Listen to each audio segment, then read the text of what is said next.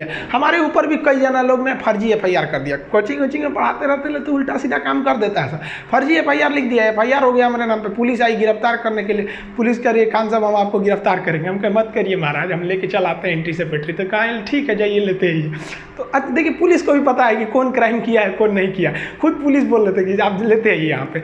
तो हम गए वहाँ पे, देखिए हमारे ही फोटो है, शायद यही कपड़ा भी पहने हैं क्या, नहीं दूसरा है मिलता जुलता है। तो वहाँ पुलिस के वहाँ गए कोर्ट के पास, तो जज पता है, देखिए कानून अंधा होता है, जज अंधा नहीं होता है, सब समझता है। तो हमको एंट्री सेक्रेटरी बेल दे दिए। तो हम एंट्री सेक्रेटरी बेल लेके आ जाएंगे ना, अब पुलिस के सामने घूमते रहेंगे तो पुलिस गिरफ्तार नहीं कर सकती हमको। अब पुलिस केवल सबूत इकट्ठा करेगी या जज को दे देगी, वहाँ पर एंट्री सेक्रेटरी बेल आपके पास रहना चाहिए। लेकिन जैसे कि किसी भी, ये क्या कहता है, किसी भी अपराधी को केवल उस पर एफआईआर हो जाने से या उस पर मुकदमा चला देने से वह व्यक्ति दोषी नहीं हो जाता तब तक कि जब तक कोर्ट ना कह दे कि वो दोषी है। ये बात सही भी है। यहाँ कोई किसी पे एफआईआर लिखवा देता है, बिहार में तो ये बहुत ज़्यादा होता है। देखता है किसी लड़का का नौकरी हो गया ना, तो पड़ोसी वाला उसे झगड़ा करके एफआईआर लिखवा देता है कि हमारी बेटी को छेड़ रहा था, ले उसका करियर खराब करेगा सब। तो ये कहता है कि केवल एफआईआर हो जाने से या मुकदमा चल जाने से आप दोषी नहीं हो जाते। हमारा पे कई बार एफआईआर हुआ है।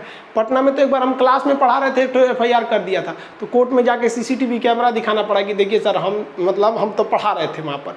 तो क्या आप हमें अपराधी कह सकते हैं? नहीं। हम भले हमारे ऊपर एफआईआर हुआ है, कई बार पुलिस ले गई है, लेकिन आज तक कोर्ट ने नहीं कहा है कि भाई ये दोषी है। कई जगह आपको फंसाने के लिए कर दिया जाता है, समझ में गया। स्टूडेंट्स की लड़ाई के लिए हम लोग भी बहुत जगह गए, हम उठा के पुलिस जेल में डाल देती है। तो क्या हम लोग अपराधी हो गए? नहीं, क्योंकि अनुच्छेद 20 कहता है कि कोई भी व्यक्ति तब तक अपराधी नहीं है जब तक कि वह उसे कोर्ट सिद्ध न कर दे। इसीलिए आप अगर देखिएगा तो एक बहुत ही कंट्रोवर्शियल मामला क्या चलता है, वो कन्हैया कुमार का चलता है। क्योंकि उसके ऊपर किस चीज़ का आरोप है भाई कि ये इसने नारे लगाए थे कि टुकड़े टुकड़े होंगे, इस तरह का। समझ में आया कि नहीं आएगा?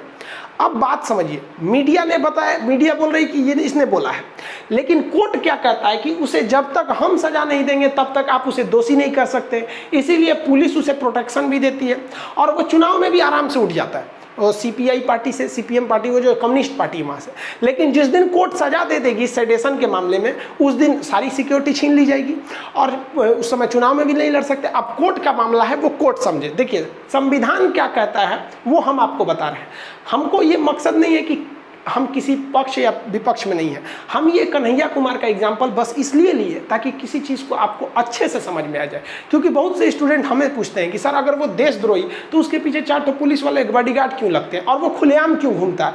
क्योंकि हम आपको बताएं कि कोई कानून अंधा होता है, कानून वही बोलता है जो लिखा हुआ है। तो भाई कन्विक्शन है कि जब तक दोषी नहीं, और अगर ऐसा होता कि एफआईआर हो जाने से ही आपको जेल हो जाए तो फिर तो सबकी जिंदगी बर्बाद हो जाती। तो बहुत सोच समझ के इसको रखा गया है। देखिए अनुच्छेद 20 में